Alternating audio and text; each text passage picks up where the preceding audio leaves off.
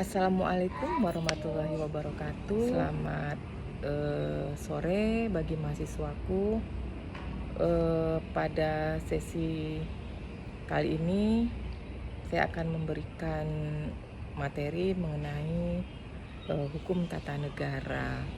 Nah, seperti kita ketahui bersama bahwa ketika kita bicara tentang hukum tata negara, kita berbicara tentang hukum ketatanegaraan atau susunan ketatanegaraan yang ada di negara kita. Mungkin pertemuan-pertemuan yang kemarin sudah pada membaca referensi-referensi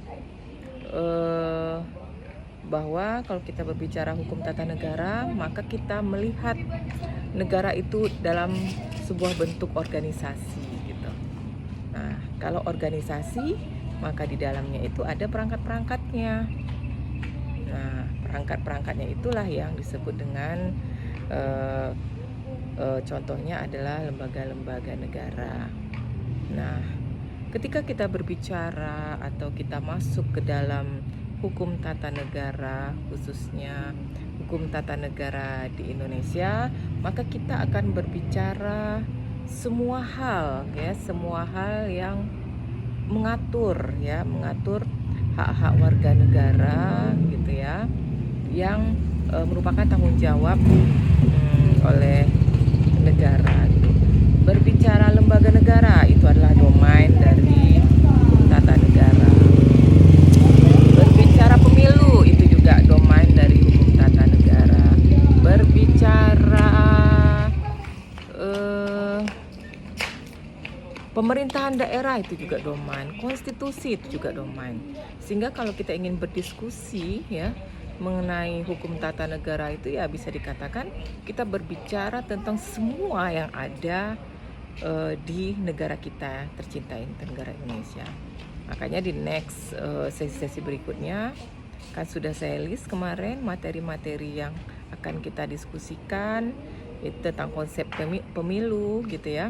Karena memang dari sejarahnya Indonesia sudah mengalami beberapa kali perubahan konsep pemilu sampai dengan saat ini. Jadi nanti di materi Anda yang Anda akan buat makalahnya itu Anda bikin sejarah pemilu dari dulu sampai dengan Orde Reformasi, apa-apa saja poin-poin perubahannya dan apa kelemahan dan kelebihannya dari regulasi sebelumnya. Nanti kita akan diskusikan.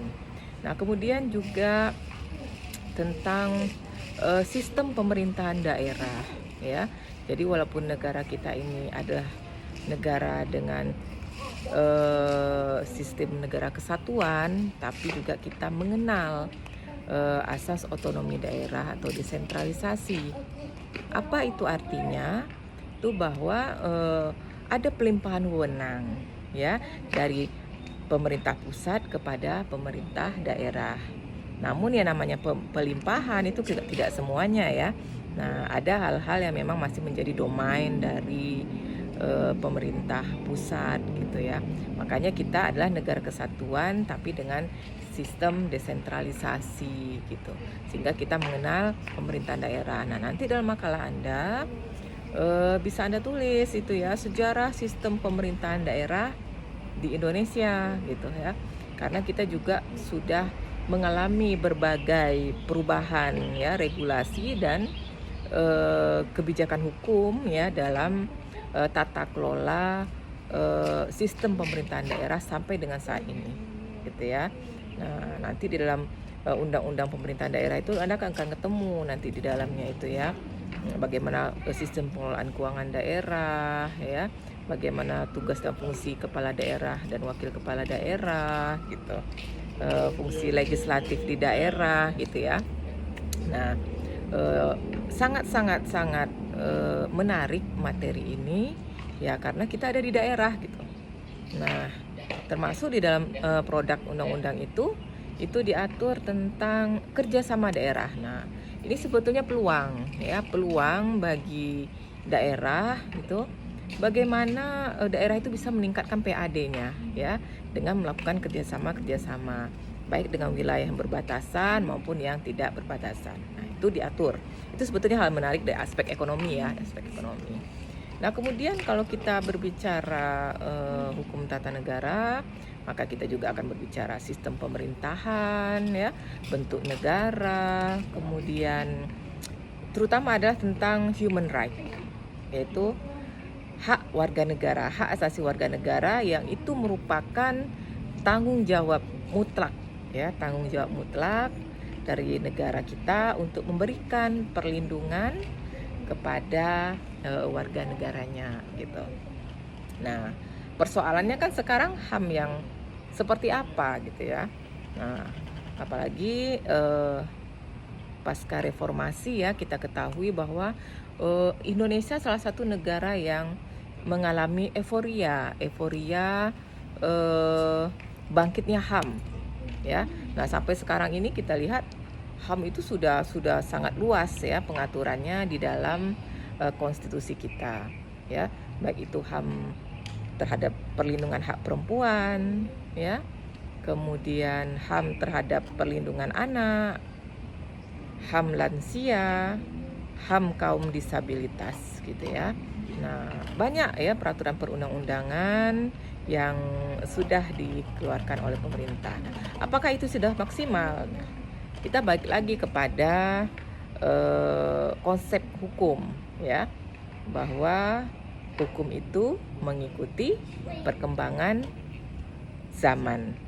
Artinya apa? Ketika manusia atau masyarakat berubah, hukum juga harus terus berubah.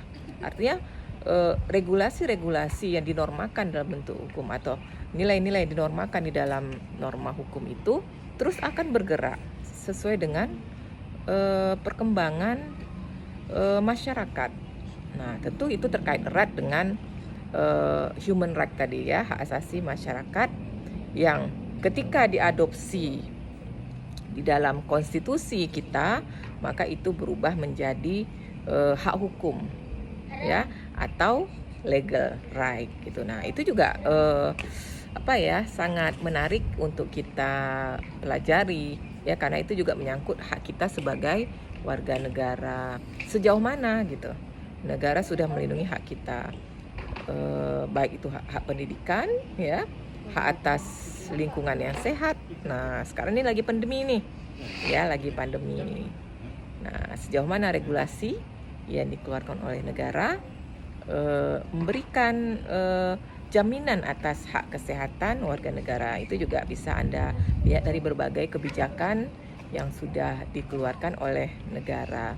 Kemudian hak atas pekerjaan yang layak. Nah, ini ya. Nah, banyak hal ya. Jadi intinya adalah ketika kita berbicara ya, jadi poinnya itu ketika kita berbicara hukum tata negara, maka kita berbicara mengenai seluruh aspek-aspek yang mengatur tentang negara Indonesia ya, dari struktur susunannya, dari isinya ya, dari kulturnya yang sudah diadopsi gitu ya, dan dari hak warga negaranya ya. Jadi sangat luas sekali gitu ya, sangat luas sekali materi dari hukum tata negara ini. Nah, silahkan nanti Anda bikin ya tugas yang sudah saya sampaikan. Harus banyak membaca referensi gitu ya. Nanti next pertemuan ke depan akan kita diskusikan hal-hal yang akan kita bahas. Terima kasih ya atas perhatiannya. Semoga Anda bisa memahami materi di next video berikutnya. Terima kasih. Selamat sore.